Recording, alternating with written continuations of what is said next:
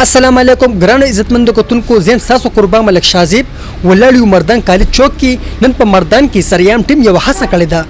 मास्क तकसीमवी ची मशरा मिलमाना पके एडिशनल असिस्टेंट कमिश्नर सहरिश निगार और वरसरा द आल बेकर एसोसिएशन जिला मर्दान सदर फगू बाचा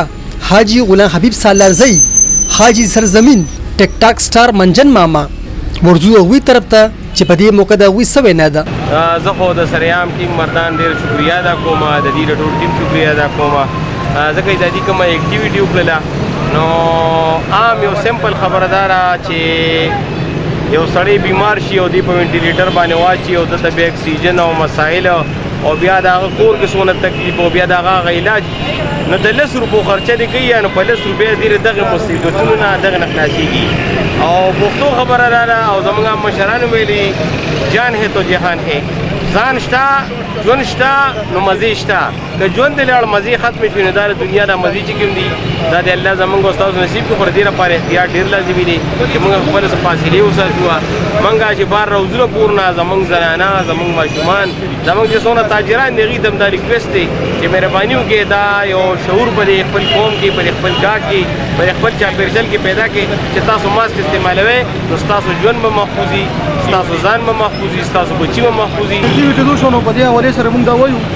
ټول مسلمانانو ته دا پیغام ورکوو خاص کر تاجر برادرۍ ته چې د ماسک اچول لازمي استعمال لازمي وکړي ولې چې دا څه دومره خاص خبره نه ده ماسک له ستورو پوښلې او دومره غټه بیماری په لکه راځي زمونږ یاران دوستان داسې تاجر برادرۍ کې ډېر ملګري مونږ ولیدل خدای شته ول موږ خپل نه منله خو چې اوس موږ یې لړ شو هغې ته وګورو وینو نو اوس بار بار دا هدایت موږ ورکوو انتظامیه هم دا هدایت بار بار ورکوي چې مهرباني وکړئ ماسک چې ماسک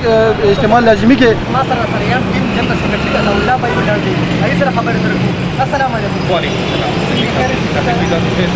ته وای نن تاسو کوم اکټیویټیز کړی دا په دې موقع تاسو سم نه ده چې دا یو د ټیم سریام په هغه باندې مردان کی تعلیم کوي خپل کړي او نو باندې هغه په خبره راځي ولې چې کومې کومه له هر ځای د تاسو د انتظار کړی दिन ब दिन जिकम देखिए याद राखी है तاسو پرمخ کې نو موږ عمل کوي چې کوم مردان ریسټریکشن باندې ځکه بعد هغه څه په موږ دا سې اکټیویټي کوو تاسو مالو خاص ورسو کو نو شرکتو کو سره بس اکټیویټي نو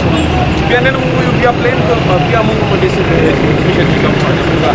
ایډیشنل اسسټنټ کمشنر دا سریش نگار هغه تر ما کوارډینیټر کومه نه دا اکټیویټي کوو نو ایمان بالکل نه دا ډیره بهتري په شریکه باندې دا سې کوی قابلیت نو هغه چې کوم د باندې چې کوم